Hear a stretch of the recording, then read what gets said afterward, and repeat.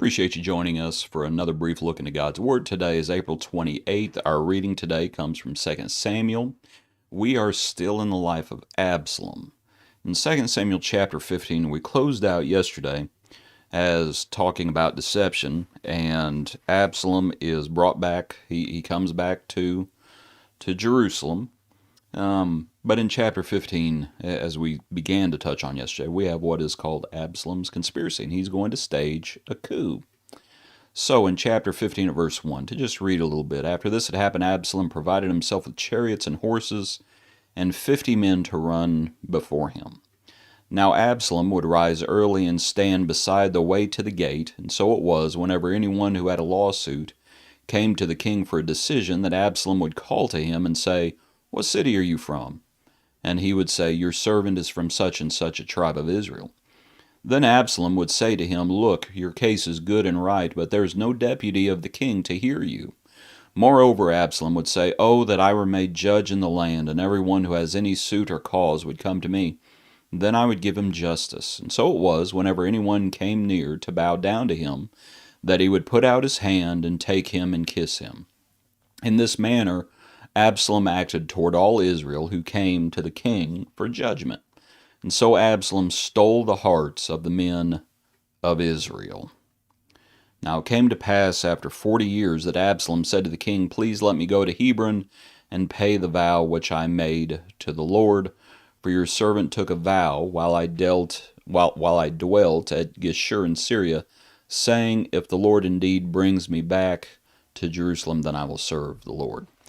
Needless to say, that was a lie.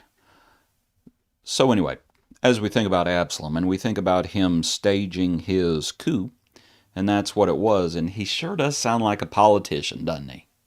And that really is what he's doing.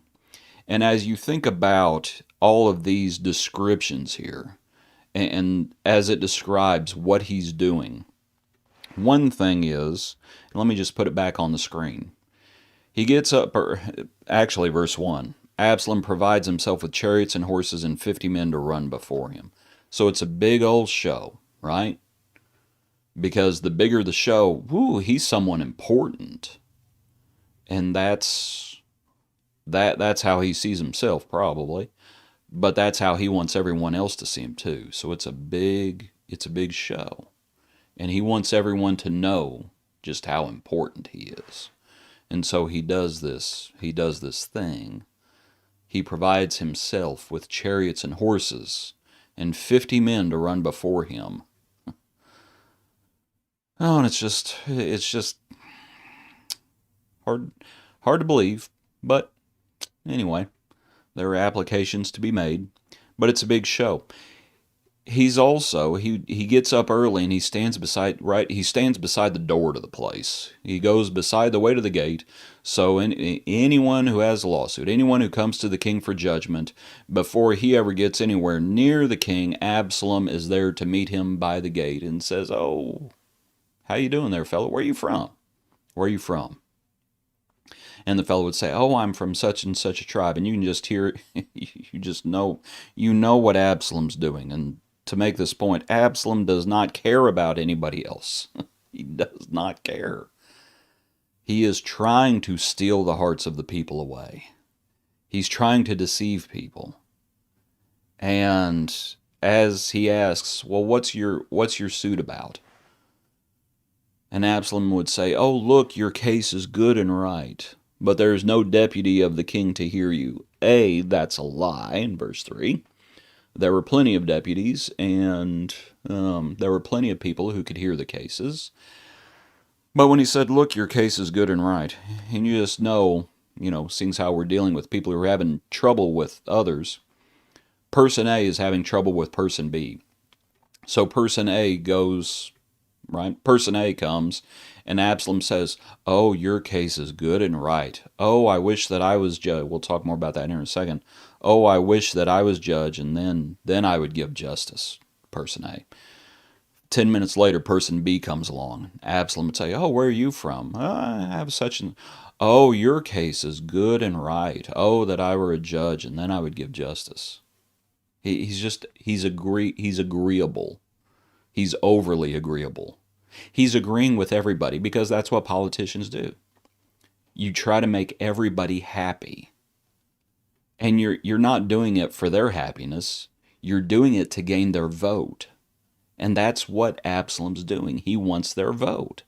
He's trying to steal the hearts of men. So, big show, super agreeable. And then he says what he says. And he says, oh, that I were made judge in the land, and everyone who has any suit or cause would come to me, and then I would give him justice. He's sowing the seeds of division. That's what he's doing. He's putting this seed in the people's minds that I need to be in charge, that I would give justice, that you're not going to get justice unless I'm the one in charge. And as people keep coming through the gate and he keeps sowing these seeds, he keeps sowing, the king's son is doing this. Don't lose sight of that. He keeps sowing these seeds. And as they come, as they would come through the gate, he would, verse 5, he would come near to bow down to him, and he would put out his hand and take him and kiss him. And he's just glad-handing. That's what he's doing. He's glad-handing. Now, do you think he glad hands? Again, he doesn't care about them. That's not what this is about. He's glad-handing because of how it makes him look. And while we're talking about his looks, we might remember what is said in the previous chapter when it talks about, in chapter 14. Let me back up a little bit. Remember how it describes Absalom. There is no one, in verse 25, there is no one who is praised as much as Absalom for his good looks. From the sole of his foot to the crown of his head, there is no blemish on him. He looked the part. He looked stately. He's glad-handing. He looks good, and he sounds good. He looks important. He's saying the right thing. It's all about justice. I want justice for you. He's saying the right thing. And it's just, he's politicking. That's what he's doing. He's looking for votes. And for a little bit, he's going to get them. And let's look through the rest of the reading. So all of this is happening. He steals the hearts. Let me get over in the right chapter, because our reading today was from chapter 15 through chapter 17 at about verse 14, if you're following along. So word gets to David that after Absalom says, let me go to Hebron and pay the vow, verse 7. That's a lie. He goes to Hebron, and with David's blessing, and he had sent spies throughout all Israel. As soon as you hear the sound of the trumpet, you say, Absalom reigns in Hebron. So Absalom goes out, and Ahithophel, the Gilonite, David's counselor, goes with him. The conspiracy grows strong, for the people with Absalom continually increased in number. Messenger comes to David, the hearts of the men of Israel are with Absalom. So David has to flee Jerusalem. And that's what he does. He flees Jerusalem. He tells, they bring the Ark of the Covenant for a little bit, but then David stops Zadok, the high priest, and says, take it back. If the Lord is with me, I'll come back. If the Lord's not with me, right, so be it. Then we're going to come back to that verse here in just a second that we just scrolled past. Then he's going to tell Hushai, I can't remember how to pronounce Hushai. Hushai, that fella, whatever his name is. He tells him to go back, and he's going to serve. He's going to give advice. This fella is Hushai. I cannot remember. Let me look it up real quick. Let's see how Absalom's conspiracy. Let's see. And it's actually pronounced a different way. Kushai is how phonetically. Kushai. Anyway, enough of my rambling. He sends him back, and he's going to say, you're basically going to serve, give counsel to Absalom, and perhaps you will turn him away from Ahithophel, and that's what ends up happening. Chapter 16, you have the account of David and Ziba, the servant of Mephibosheth. And that's another account of someone who looks like he's lying. Shimei. Shimei is in the house of Saul.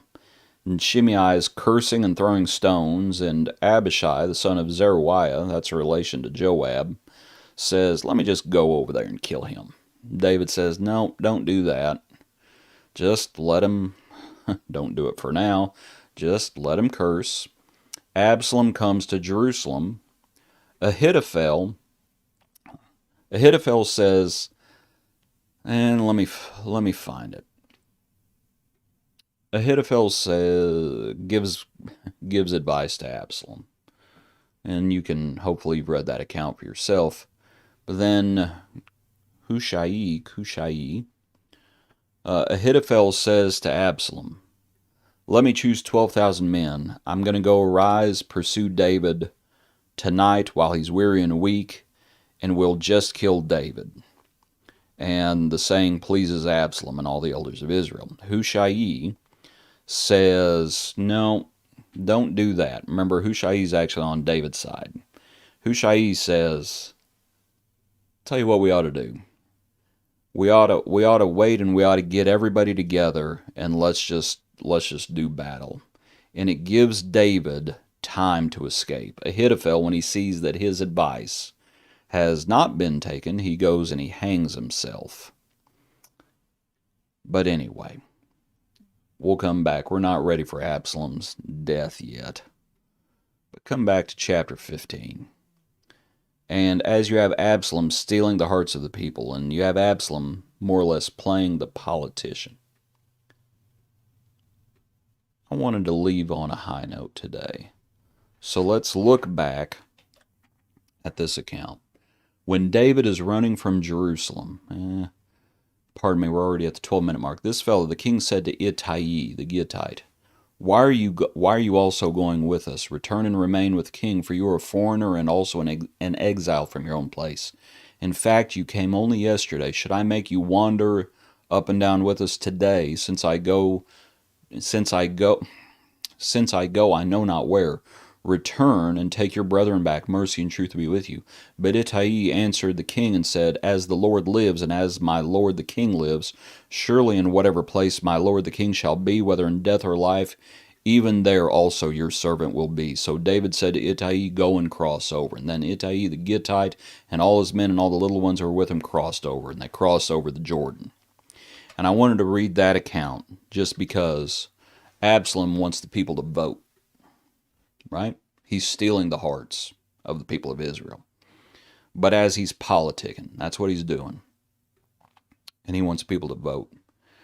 And as David has to run from Jerusalem, all of a sudden there's a Gittite who had only come the day before. And David says, you don't have to go with us. Go back. Go back.